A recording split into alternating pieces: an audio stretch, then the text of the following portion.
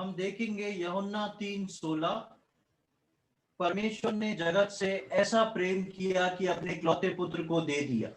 हम सब इस आयत को बहुत अच्छे से जानते हैं। और परमेश्वर जो है अपन को, पिछले दिनों में मैं आपके सम्मुख एक वचन को रखा था जिसमें मैंने इस बात को लाया था कि परमेश्वर ने जगत से ऐसा प्रेम किया, और उस ऐसे प्रेम पे मैंने आप लोग के सम्मुख कुछ बातों को लेके आया था। आज जो है मैं उस प्रेम के अंतर्गत, वो वैसा प्रेम नहीं लेकिन उस प्रेम के अंतर्गत क्या आता है उसमें से केवल एक चीज को आपके सामने बताना चाहूंगा। उस प्रेम के अंतर्गत बहुत सारी बातें आती हैं जिससे विश्वासी जो है अभी भी अनजान है।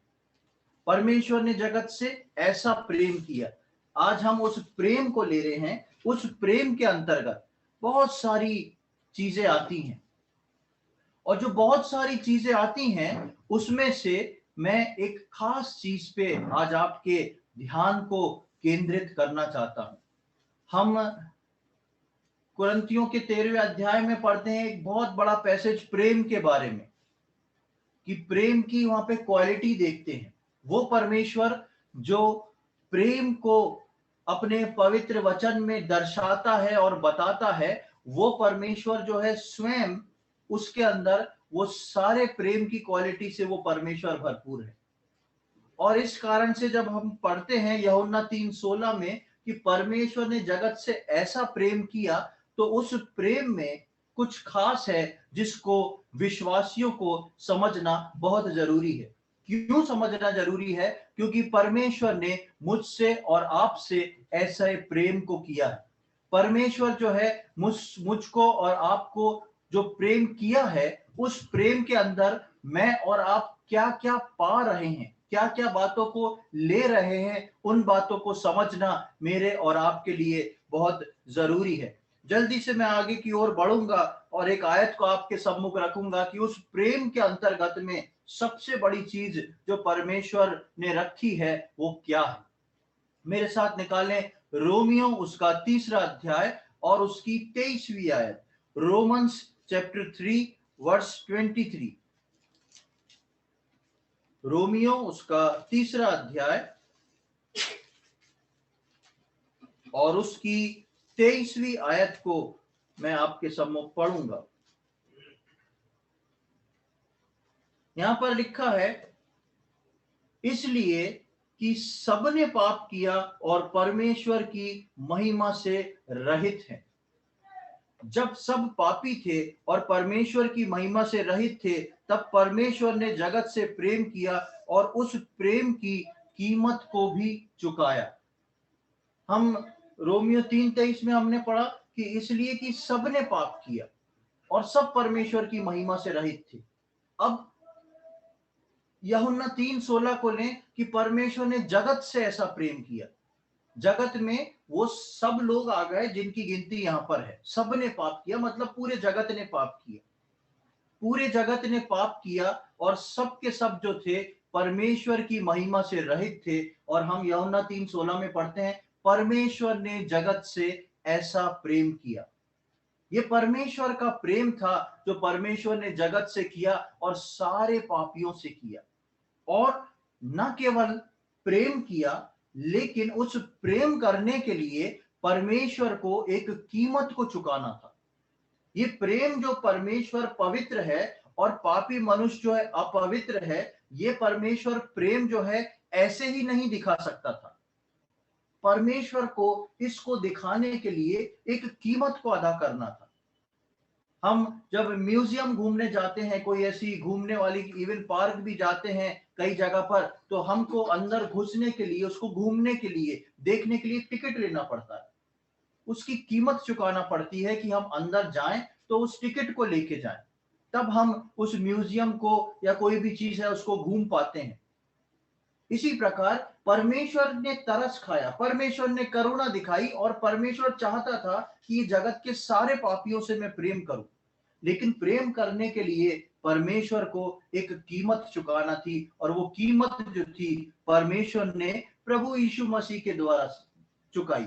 अब हम आगे देखें इसकी 24वीं और 25वीं आयत, जो हमने अभी 23 आयत पढ़ी, इसी की हम 24वीं और 25वीं आयत को पढ़ेंगे। यहां पर इस प्रकार लिखा है, परंतु उसके अनुग्रह से उस छुटकारे के द्वारा जो मसीह यीशु में है सेतमेत धर्मी ठहराए जाते हैं, उसे परमेश्वर ने उसके लहू के कारण एक ऐसा प्रायश्चित ठहराया जो विश्वास करने से कार्यकारी होता है, कि जो पाप पहले किए गए और जिन पर परमेश्वर ने अपनी सहनशीलता के कारण ध्यान नहीं दिया, उनके विषय में वो अपनी धार्मिकता प्रकट करे।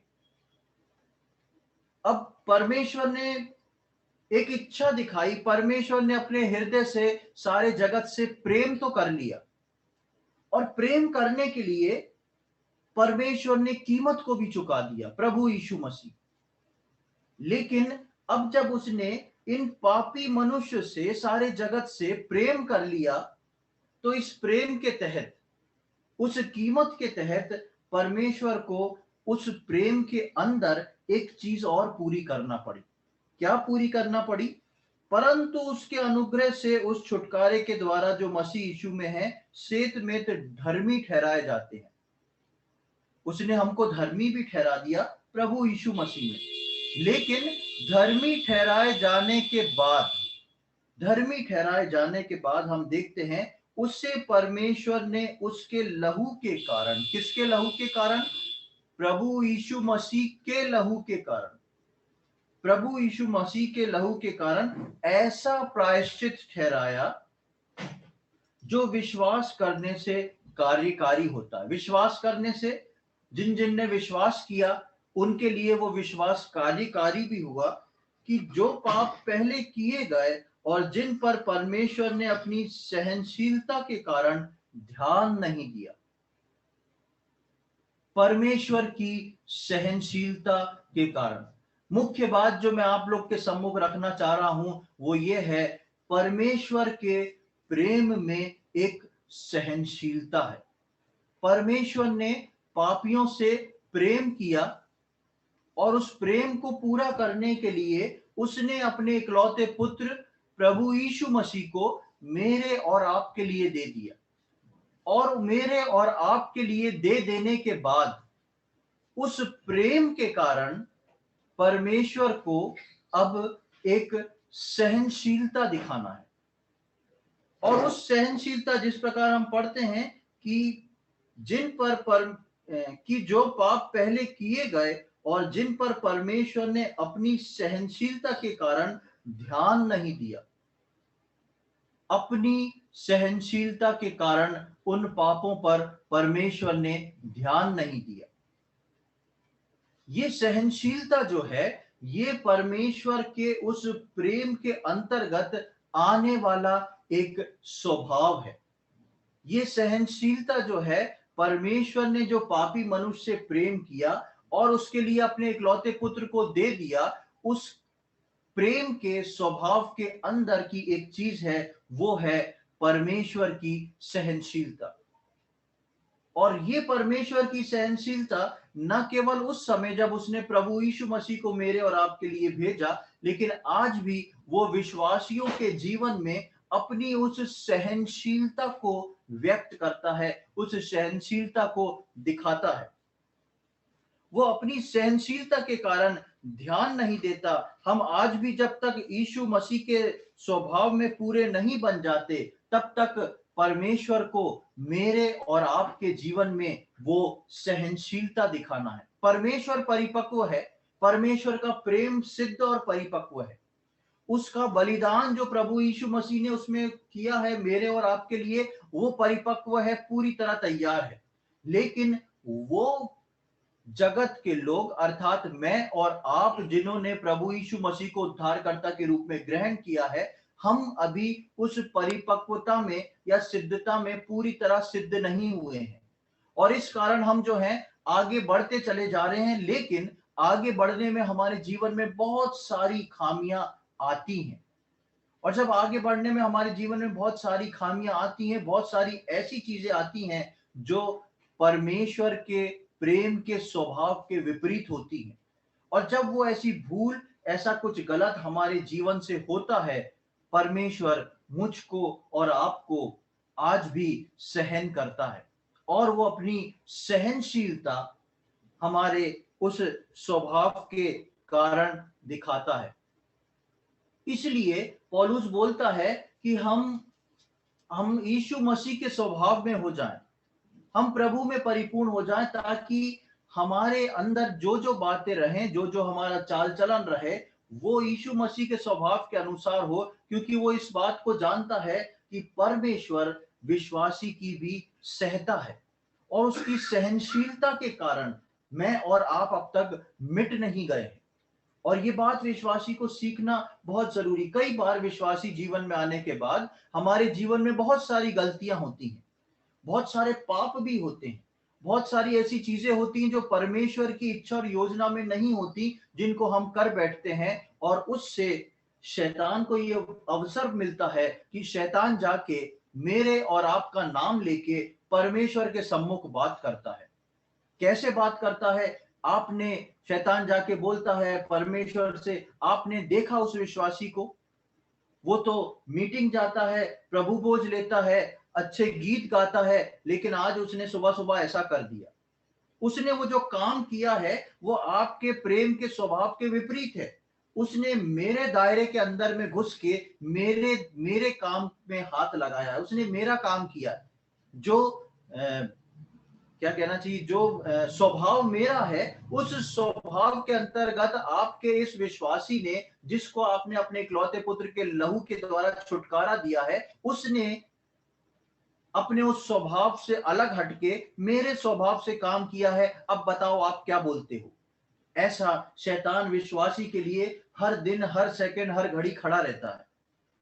देखो प्रभु, आप इसको अपना जन कहते हो, ये मेरे मेरे लिए मेरा एक उपयोगी पात्र बन चुका है, ये मेरे काम को करता है। जब ऐसा होता है तब परमेश्वर क्या करता है? हमने यहां पर पढ़ा 25वीं आयत में, उसे परमेश्वर ने उसके लहू के कारण एक ऐसा प्रायश्चित ठहराया जो विश्वास करने वालों से करने से कार्यकारी होता है, कि जो पाप पहले किए गए और जिन पर परमेश्वर ने अपनी सहनशीलता के कारण ध्यान नहीं दिया।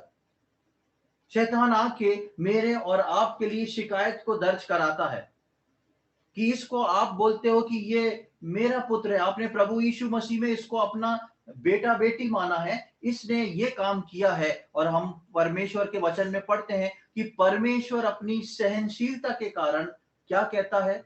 ध्यान नहीं देता।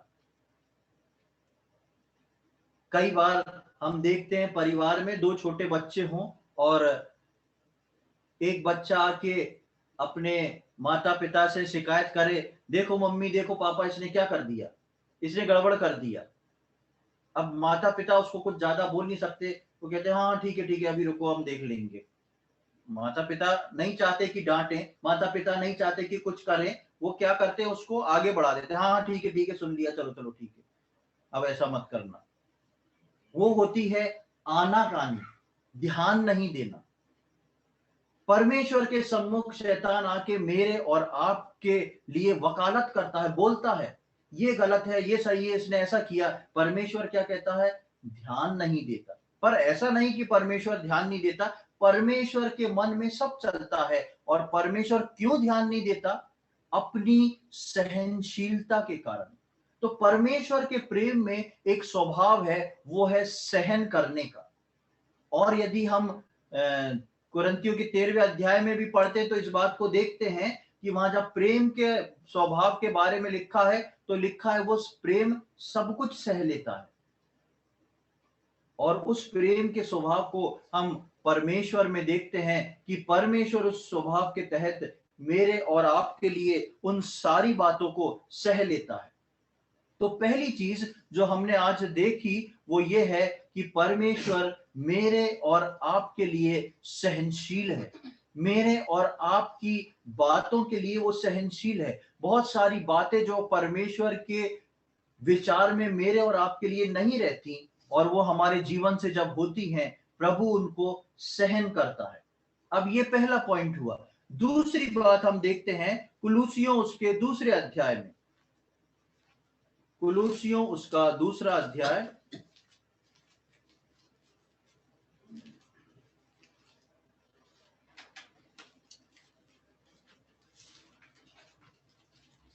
और उसकी 13वीं आयत से लेके 15वीं आयत तक मैं आपके सम्मुख पढ़ूंगा। कोलोसियंस चैप्टर 2 वर्स 13 टू 15।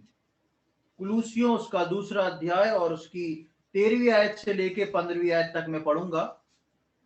उसने तुम्हें भी, जो अपने अपराधों और अपने शरीर की खतना रहित दशा में मुर्दा थे, उसके साथ जिलाया और हमारे सब अपराधों को क्षमा किया, और विधियों का वो लेख जो हमारे नाम पर और हमारे विरोध में था मिटा डाला, और उसे क्रूस पर कीलों में जकड़कर सामने से हटा दिया।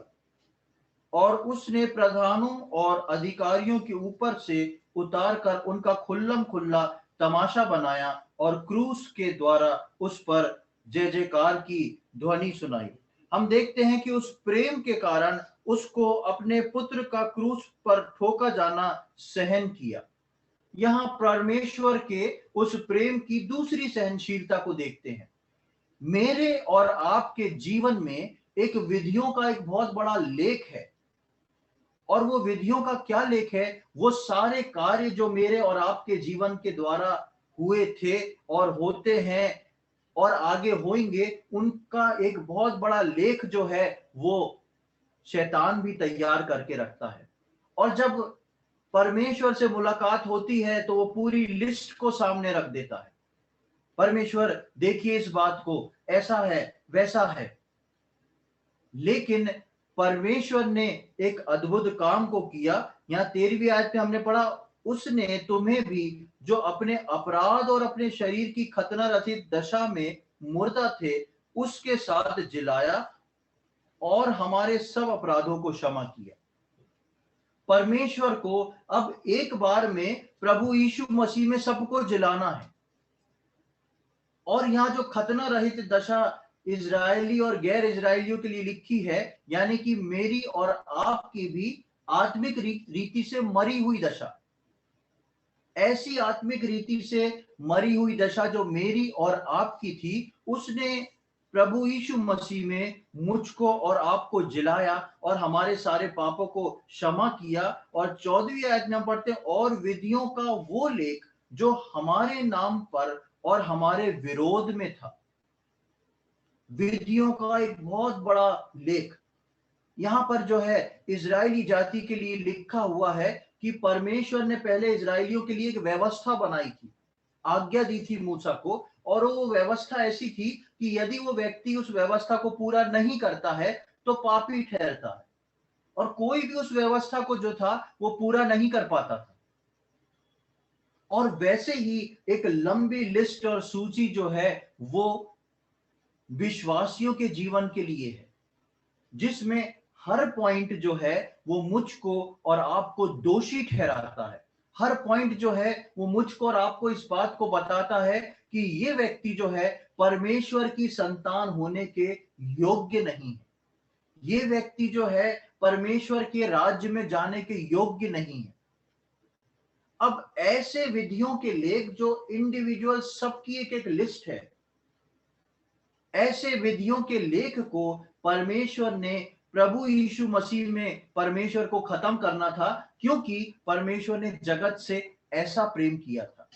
और उस लेख को भी परमेश्वर को सहन करना था, और उसने अपनी सहनशीलता के तहत क्या किया? लिखा है, और विधियों का वो लेख जो हमारे नाम पर और हमारे विरोध में था मिटा डाला, और उसे क्रूस पर कीलों में जकड़कर सामने से हटा दिया है।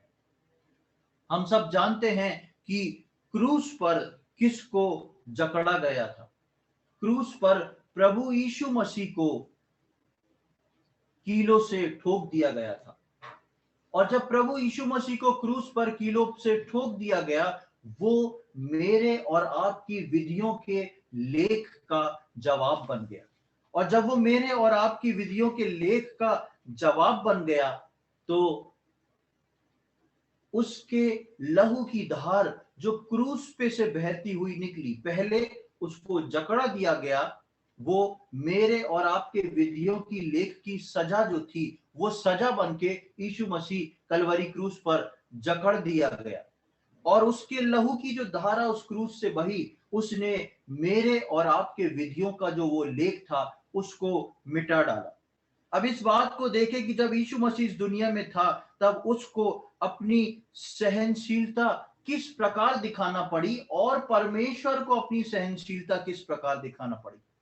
परमेश्वर का वो इकलौता पुत्र, वो पवित्र जन जिसने कभी पाप नहीं किया, जो इस पृथ्वी पे परमेश्वर की प्रेम को पूरा करने के लिए और परमेश्वर की प्रेम की सहनशीलता को पूरा करने के लिए मेरे और आपके लिए इस दुनिया में आया।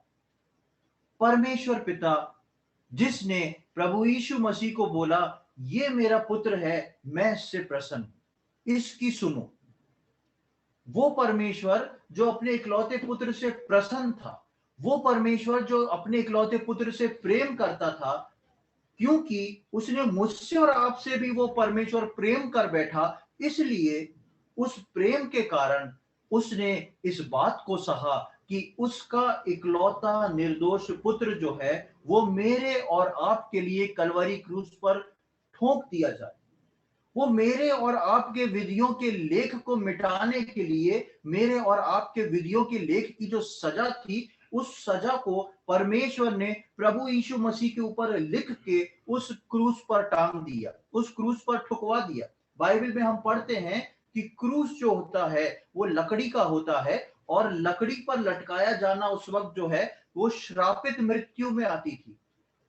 एक बहुत ही निचले स्तर की, एक बहुत ही गंदे व्यक्ति को देने वाली मृत्यु थी क्रूस की मृत्यु।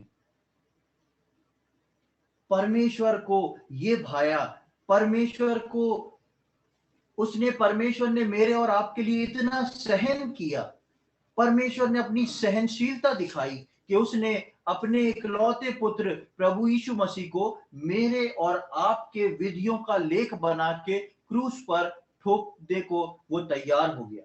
और जब वो विधियों का लेख बन के प्रभु यीशु मसीह स्वयं मेरे और आपके पापों का विधियों का लेख बन के क्रूस पर ठोक दिया गया, तो वो क्रूस पर से चिल्लाता है, हे मेरे पिता, हे मेरे पिता, तूने मुझे क्यों छोड़ दिया। और परमेश्वर उसको जवाब नहीं देता है। क्यों नहीं देता है? क्योंकि परमेश्वर बोलता है, ये मेरा इकलौता पुत्र नहीं, इसके सिर से लेके पैर तक जो है संसार के विधियों के उस लेख से भरा हुआ है। प्रभु यीशु मसीह के ऊपर मेरे और आपकी विधियों का लेख जो है वो लिख दिया गया, उसके सिर से लेके पैर तक। हम देखते हैं कि उसके सिर पे जो है कांटों का ताज पहना के उसको ठोक के बिठाया गया। और वो जिस कांटों का ताज यीशु मसीह के सिर पे ठोका गया, वो कांटे जो थे मजबूत कांटे और लगभग 2 इंच के रहते थे। 1.5 से 2 इंच लंबा इतना बड़ा कांटा उसके सिर पे रख के ठोक दिया गया। उसके पीठ पर कोड़ों की मार ऐसी लगी जिससे उसका मांस बाहर आ गया। उसके दोनों हाथ जो थे उसमें कीले ठोक दिए गए, उसके दोनों पैरों में कीले ठोक दिए गए, उसके पंजर में जो है भाला छेद दिया गया। सिर से लेके पैर तक यीशु मसीह के जिस्म में कोई ऐसी जगह नहीं बची जहां पर मेरे और आपके पाप की विधियों का लेख लिखा ना गया हो। अब सोचें, वो स्वर्ग का परमेश्वर जिसके दाहिने ओर उसका पुत्र सवार रहता था, बैठता था, वो अपने पुत्र को कि ये ताड़ना, ये दशा को कैसे सहन कर रहा था। वो परमेश्वर इसलिए सहन कर रहा था क्योंकि वो मुझसे और आपसे प्रेम कर बैठा था, और उस प्रेम के तहत वो अपनी सहनशीलता दिखा रहा था। परमेश्वर ने अपने इकलौते पुत्र के उस बलिदान में अपनी सहनशीलता को दिखाया क्योंकि वो मुझसे और आपसे बेहद प्रेम करता था। प्रभु यीशु मसीह ने मेरे और आपके उस विधियों का लेख प्रभु यीशु मसीह बन गया। और जब उस कलवरी क्रूस पर यीशु मसीह की पीठ जो कि पूरी कोड़ों से छिद चुकी थी, मांस अलग हो चुका था, वो जब उसकी पीठ उस क्रूस पर चिपकी हुई थी, उस लकड़ी के क्रूस पे से वो खून की धारा बह रही थी। उसके हाथ जो कलवरी क्रूस पर ठोक दिए गए थे, वहां पर क्रूस का हिस्सा गीला हो रहा था और वहां से खून बह रहा था। उसका सिर जो चारों ओर से कांटों से गुथा हुआ था और सिर जब जब पीछे टकरा रहा था, वहां से लहू बह रहा था। उसके पैर का जहां टिकाव था, वहां पर से लहू ठोक दिया गया था, वहां से क्रूस चौक पे से खून बह रहा था। और आखिरी में हम देखते हैं जब उसके पंजर में भाले को बेधा गया, तो वहां से खून और पानी मिल के बाहर आया। क्रूस पर ऐसी कोई जगह नहीं बची थी जहां से उसका लहू ना बह रहा हो। प्रियो, सोचे इस बात को, किसी ने मेरे और आपसे प्रेम करने की कीमत को अदा किया। किसी ने मेरे और आपके जीवन को देने के लिए, मुझको और आपको जीवन को देने के लिए उसने बहुत बड़ी सहनशीलता को दिखाया है। और जब हम देखते हैं प्रभु यीशु मसीह इस दुनिया में आया था, तो यीशु मसीह ने जब तक वो इस दुनिया में रहा और यहां तक कि मर के तीसरे दिन जी उठा, तब भी यीशु मसीह जो था वो बहुत कुछ सहता रहा। यीशु मसीह ने यहूदा इस्करियोती को अपना चेला के रूप में चुना था। और हम यहूदा के विषय में जानते हैं कि यहूदा एक कैसा व्यक्ति था। यहूदा जो था वो पैसे के बटुए में से पैसा को चोरी कर लेता था, जो उनकी टीम का कलेक्शन और पैसा होता था। यहूदा जो था वो प्लानिंग करता था कि किस प्रकार प्रभु यीशु मसीह को वो पकड़वा दे। यहूदा जो था उसने ऐसा ऐसी बात को आजमाया और उसने पकड़ने वालों से बोला कि मैं जिसको जाके जिस व्यक्ति का चुंबन करूंगा, तुम समझ जाना कि यही व्यक्ति प्रभु है, इसको पकड़ना है। उसने प्यार की आड़ में धोखा दिया और ये सारी बातें यीशु मसीह जानता था। लेकिन यीशु मसीह ने कभी यहूदा से ये नहीं कहा तुम मेरे पास से चले जाओ, तुम धोखेबाज व्यक्ति हो। यीशु मसीह ने कभी भी ये बात होने नहीं दी। चेलों को भी पता नहीं पड़ने दिया। यीशु मसीह यहूदा को सहता रहा। हम देखते हैं कि यीशु मसीह पुनरुत्थान के बाद जब आया, हम पिछले बुधवार को इस बात को सुन रहे थे कि जब वो थोमा जो था, जब यीशु मसीह आया तो थोमा वहां नहीं था और थोमा बोलता मैं नहीं विश्वास करूंगा। सोचें, जो यीशु मसीह के साथ रहा, यीशु मसीह के साथ चलता फिरता रहा, आज यीशु मसीह जिंदा होके उसको बोलता रहा, पूरे चेलों को बताता रहा कि मैं जिंदा होके तीसरे दिन आऊंगा, लेकिन कोई चेला इंतजार नहीं कर रहा।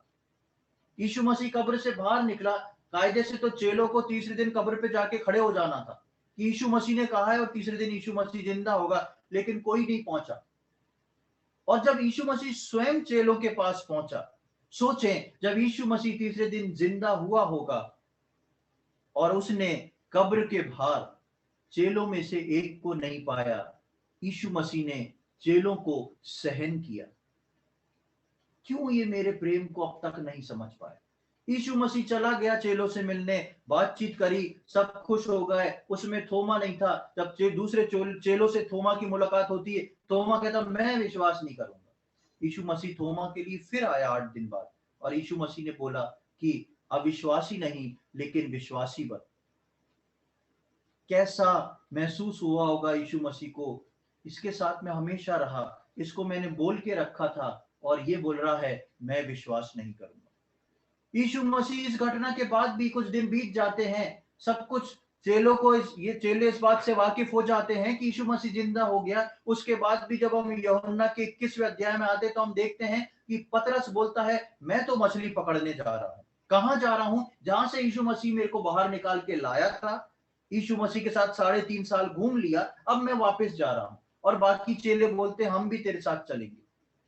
यीशु मसीह उस झील के किनारे पहुंच गया। सोचें, जब यीशु मसीह ने उस चेलों की टीम को मछली पकड़ते देखा होगा, तो यीशु मसीह ने क्या कुछ अपने हृदय में सहन किया होगा।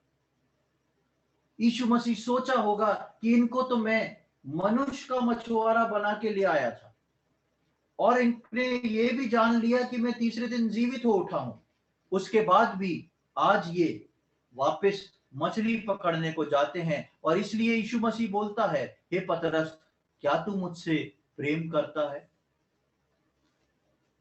प्रियो, उसी रीति से आज भी यीशु मसीह मेरी और आपकी ओर देखते हैं। उसी रीति से आज ही परमेश्वर जो है मेरी और आपकी ओर देखते हैं। वैसे ही प्रभु को आज भी विश्वासियों की सहना पड़ती है। हम अपने जीवन में झांक के देखें, हमारे उद्धार में आने के बाद परमेश्वर का मेरे साथ, आपके साथ व्यक्तिगत जीवन में किस प्रकार का संबंध है। क्या मैं और आप अपने जीवन में इस बात को बोल सकते हैं कि हम परमेश्वर को खुश रखते हैं, या परमेश्वर ने जो एक कीमत आज से 2020 साल पहले उस प्रेम के लिए अदा करी थी, क्या परमेश्वर मेरे और आपके लिए अभी भी वो सहनशीलता को दिखाता है? इसलिए पौलुस एक बात को बोलता है, वो हम देखेंगे इफिसियों उसके पहले अध्याय में, बुक ऑफ इफिशियंस चैप्टर 1, इफिसियों की पत्री उसका पहला अध्याय और उसकी 16, 17 और 18वीं आयत को हम पढ़ेंगे। Efficiency chapter 1 versus 16, 17 and 18। तुम्हारे लिए धन्यवाद करना नहीं छोड़ता और अपनी प्रार्थनाओं में तुम्हें स्मरण किया करता हूं कि हमारे प्रभु यीशु मसीह का परमेश्वर जो महिमा का पिता है तुम्हें अपनी पहचान में ज्ञान और प्रकाश का आत्मा दे और तुम्हारी मन की आंखें ज्योतिर्मय हो कि तुम जान लो कि उसकी बुलाहट की आशा क्या है और पवित्र लोगों में उसकी मिरास की महिमा का धन क्या है। यहाँ पर पौलुस जो है इस बात को बोलता है कि मैं तुम्हारे लिए प्रार्थना करना और धन्यवाद देना नहीं छोड़ रहा हूं।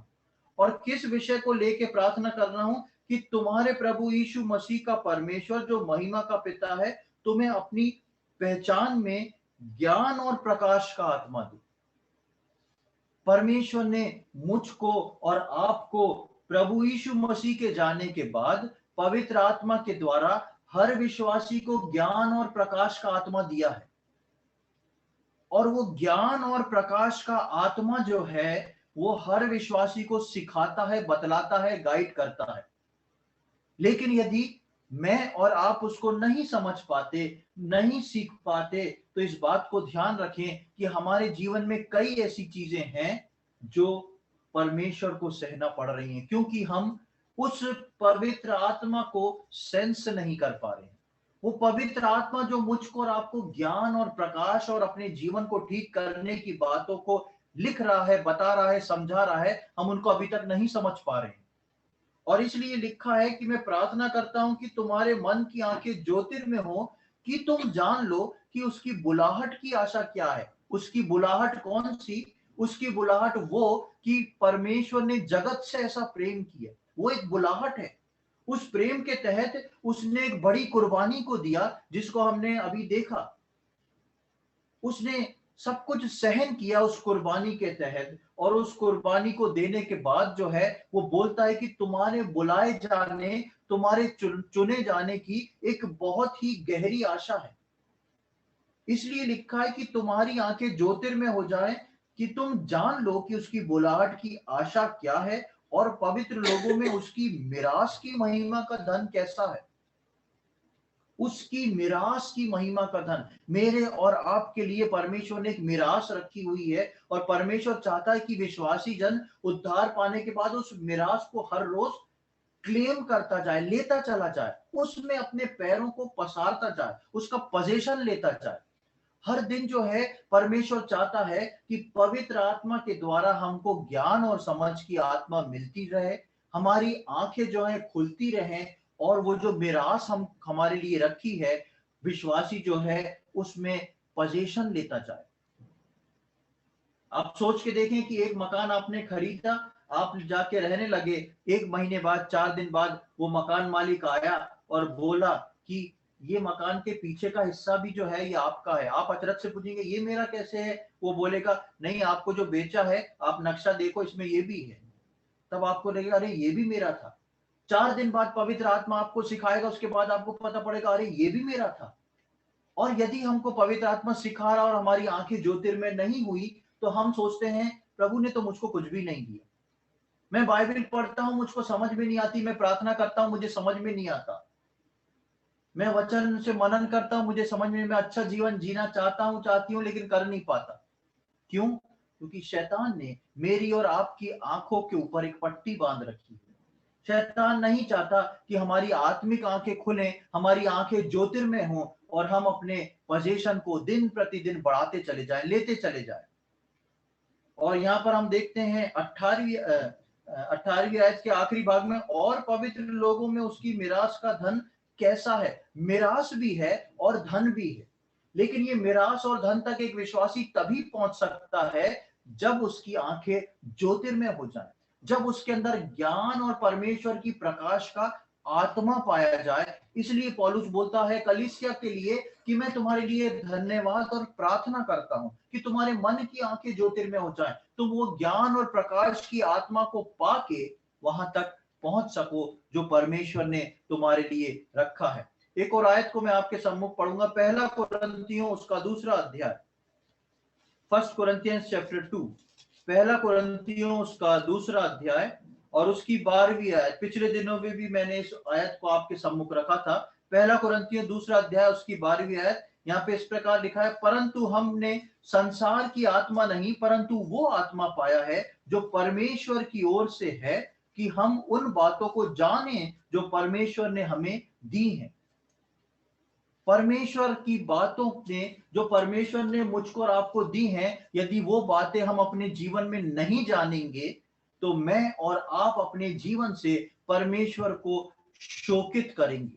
परमेश्वर को फिर अपनी सहनशीलता मेरे और आपके पापों के प्रति दिखाना पड़ेगी। परमेश्वर को ना जानना भी विश्वासी के लिए एक पाप है। आप क्या इस बात को जानते समझते हैं? क्योंकि परमेश्वर ने मेरे और आपके लिए सब कुछ दे दिया और मुझको और आपको पवित्र ठहराया है, लेकिन उसकी पवित्रता को ना जानना या उसकी पवित्रता को नजरअंदाज करना ये भी एक पाप है। इसलिए नए नियम में लिखा है कि तुम पवित्र आत्मा को शोकित मत करो, पवित्र आत्मा को मत बुझाओ। और ये भी लिखा है कि अन्य सारे पाप जो मनुष्य करता है वो क्षमा किए जाएंगे, लेकिन यदि तुम पवित्र आत्मा के विरोध में बात करोगे, पवित्र आत्मा के विरोध में कुछ बोलोगे, तो वो क्षमा नहीं किया जाएगा। क्यों उस चीज के लिए ऐसा लिखा है? क्यों वहां पे परमेश्वर और प्रभु यीशु मसीह का नाम नहीं? हालांकि वो त्रिएक परमेश्वर है, लेकिन पवित्र आत्मा के लिए इसलिए लिखा है कि अब नए नियम के विश्वासियों को वो पवित्र आत्मा 24 घंटे के लिए दिया गया है, जो उनको समझाता, बताता और मार्ग दिखाता है। और यदि हम सोचते हैं ऐसा मार्ग कोई दिखाया और हम सोचे कि इस मार्ग पे चलना है, पर हमारी अंतरात्मा कहती अरे छोड़ो बाद में देखेंगे यार, ये सब अच्छा नहीं है, तब क्या होता है? हम पवित्र आत्मा को शोकित करते हैं।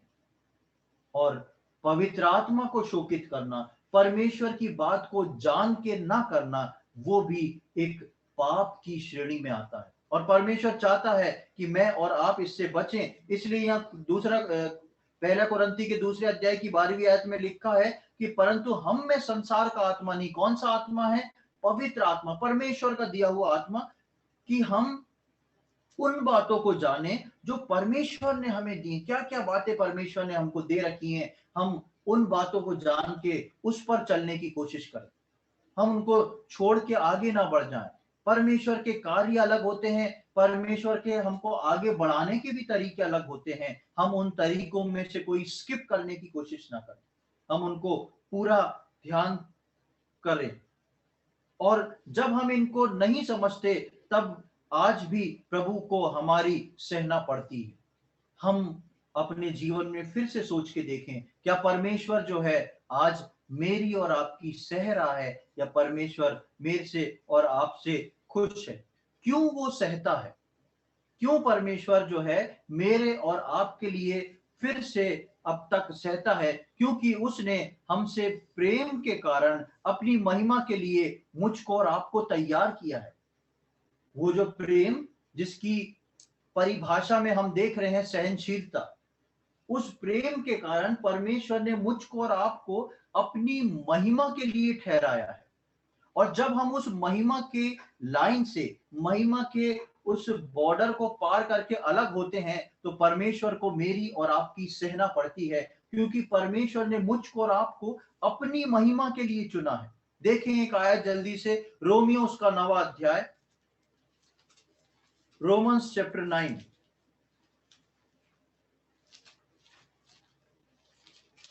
और उसकी 22 और 23वीं आयत को मैं आपके सम्मुख रखूंगा। रोमियो उसका 9वां अध्याय और उसकी 22 और 23वीं आयत। तो इसमें कौन सी आश्चर्य की बात है कि परमेश्वर ने अपना क्रोध दिखाने और अपनी सामर्थ प्रकट करने की इच्छा से क्रोध के बर्तनों की जो विनाश के लिए तैयार किए गए थे बड़ी धीरज से सही, और दया के बर्तनों पर जिन्हें उसने महिमा के लिए पहले से तैयार किया, अपने महिमा के धन को प्रकट करने की इच्छा की। अपने महिमा के धन को प्रकट करने की इच्छा की। इसको आप पूरा पढ़ेंगे यदि 19वीं आयत से, तो पता पड़ेगा कि परमेश्वर ने मिट्टी को लेके दो पात्रों को बना दिया और उस दो पात्रों में ये परमेश्वर को भाया कि किसको वो अपनी महिमा का पात्र बनाए, किस पर वो किसको अपना क्रोध का पात्र बनाए। और मुझको और आपको परमेश्वर ने अपनी महिमा का पात्र बना डाला। और क्योंकि परमेश्वर ने मुझको और आपको प्रेम करके अपनी महिमा का पात्र बना डाला, इसलिए जब हम उस महिमा के ट्रैक से अलग हटते हैं तो परमेश्वर मुझको और आपको नाश नहीं करता, लेकिन मेरी और आपकी सहता है, सहनशीलता दिखाता है मेरे और आपके स्वभाव के प्रति, सहनशीलता दिखाता है मेरे और आपके पाप के प्रति।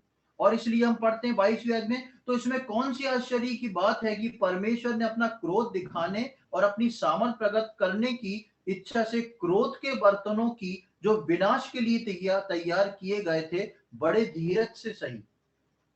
वो क्रोध के बर्तनों की भी सह रहा है और महिमा के बर्तनों की भी सह रहा है। सहना जो है परमेश्वर के लिए क्रोध के बर्तनों का है, लेकिन मैं और आप महिमा के बर्तन हैं। परमेश्वर ने मुझको और आपको अपनी बड़ी दया से, जैसे हम 23 में पढ़ते हैं, और दया के बर्तनों पर जिन्हें उसने महिमा के लिए पहले से तैयार किया। मैं और आप उसकी दया के बर्तन हैं, और दया के बर्तन है, उसकी महिमा के बर्तन है। उसकी दया के कारण हम उसकी महिमा के बर्तन बने हैं। और यदि हम उस महिमा के ट्रैक से बाहर निकलते हैं तो हम अपने परमेश्वर को अपने लिए सहन करवाते हैं। इसी के दूसरे अध्याय से एक आखिरी आयत को मैं आपके सम्मुख पढ़ रहा हूं, रोमियो अध्याय 2 और उसका 4, 5, 6। Romans chapter 2 verse 4, 5 and 6। एक बड़ी चेतावनी परमेश्वर का वचन यहाँ पर रखता है। क्या तू उसकी कृपा और सहनशीलता और धीरज रूपी धन को तुच्छ जानता है? क्या ये नहीं समझता कि परमेश्वर की कृपा तुझे मन फिराव को सिखाती है, पर तू अपनी कठोरता और हठीले मन के कारण उसके क्रोध के दिन के लिए, जिसमें परमेश्वर का न्याय, सच्चा न्याय प्रकट होगा, अपने लिए क्रोध कमा रहा है। हम यहाँ पर देखते हैं, क्या तू उसकी कृपा और सहनशीलता और धीरज को तुच्छ जानता है? परमेश्वर मेरे और आपके लिए, मेरे और आपके किए गए हर कार्य जो परमेश्वर के अनुरूप नहीं है, उसके लिए परमेश्वर धीरज से मेरी और आपकी सह रहा है। कई बार विश्वासी सोचते हैं कि हम परमेश्वर की संतान हैं, इसलिए हमको दंड नहीं मिलता। प्रियो, परमेश्वर जितनी बार हम गलत करते हैं क्रोधित भी होता है, दुखी भी होता है, पर दंड इसलिए नहीं देता क्योंकि वो मुझको और आपको सह लेता है। अपनी बड़ी सहनशीलता मेरे और आपके जीवन में प्रकट करता है। परमेश्वर के प्रेम का ये स्वभाव है। परमेश्वर के प्रेम के अंतर्गत उसकी सहनशीलता भी आती है। इसलिए उसकी बड़ी कृपा और दया के कारण मैं और आप जिंदा हैं और अब तक मिट नहीं गए, बर्बाद नहीं हुए। वरना मैं और आप अपने जीवन को लेके परमेश्वर के सम्मुख दो कदम नहीं चल पाते। लेकिन परमेश्वर जानता है मैं और आप उसकी महिमा का पात्र हैं, और हर बार जब हमारे जीवन में गड़बड़ होती है, हर बार जब हमारे जीवन से गलती होती है, परमेश्वर दुखी होता है और अपनी सहनशीलता के अंतर्गत सब कुछ सह लेता है। प्रियो, हम अपने जीवन पर विचार करके देखें। आज की शाम हम अपने आप को परमेश्वर के हाथ में सौंपें और इस बात को देखें, क्या हमारे स्वभाव के कारण, क्या हमारी अज्ञानताकारी के कारण, इवन क्या हमारी उदासीनता के कारण, उदासपन की जीवन के कारण, हमारे हट के कारण, हमारी अभिलाषा के कारण, क्या आज प्रभु हमारी सह रहा है? क्या हमारे इन सब स्वभाव के कारण आज भी परमेश्वर को मेरी और आपकी सहना पड़ रही है? इसलिए यहां पर पढ़ा कि क्या तू उसकी कृपा और सहनशीलता और धीरज रूपी धन को तुच्छ जानता है? परमेश्वर का प्रेम ही नहीं, परमेश्वर की सहनशीलता मेरे और आपके जीवन में मुझको मिली है, आपको मिली है। और परमेश्वर चाहता है कि हम उसकी सहनशीलता का दुरुपयोग ना करें। उसने पहले ही प्रभु यीशु मसीह को जब वो क्रूस पे चढ़ा बहुत कुछ सह लिया, और आज भी हर हमारे जीवन के हर दिन में ऐसे सारे कार्य जो हम अपने जीवन में करते हैं उसको सहना पड़ रहा है। आगे को हम कोशिश करें कि हम परमेश्वर को सहने ना दें, बल्कि हम परमेश्वर के लिए सहने वाले बन जाएं। बहुत सी चीजें हैं जिनको यदि हम सह लें तो परमेश्वर प्रसन्न होता है, उसको सहना नहीं पड़ता। और बहुत सी ऐसी चीजें हैं जिसको जब हम नहीं सहते, अपने स्वभाव को प्रकट कर देते हैं, अपनी बात को, अपनी इच्छा को पहले सामने ले आते हैं, उन सारे स्वभाव, उन बातों के लिए परमेश्वर को सहना पड़ता है। आगे आने वाले समय में परमेश्वर हम में से प्रत्येक की सहायता करे कि हम उस सहनशील परमेश्वर की सहनशीलता को तुच्छ ना जाने, लेकिन हम उसके प्रेम को आदर दें, हम उसके प्रेम को इज्जत दें, हम उसके प्रेम का धन्यवाद दें, क्योंकि उसने मुझको और आपको आदर का पात्र बनाया है, मुझको और आपको महिमा के लिए पात्र बनाया है। हम उस महिमा और आदर के पात्र के ट्रैक से बाहर ना निकलें, ताकि परमेश्वर को हमारा सहना ना पड़े और हम प्रभु के लिए सहने वाले हों और उसकी महिमा और स्तुति करने वाले हों। प्रभु इन वचनों को समझने में हम में से प्रत्येक की सहायता करे। प्रभु के नाम की महिमा हो।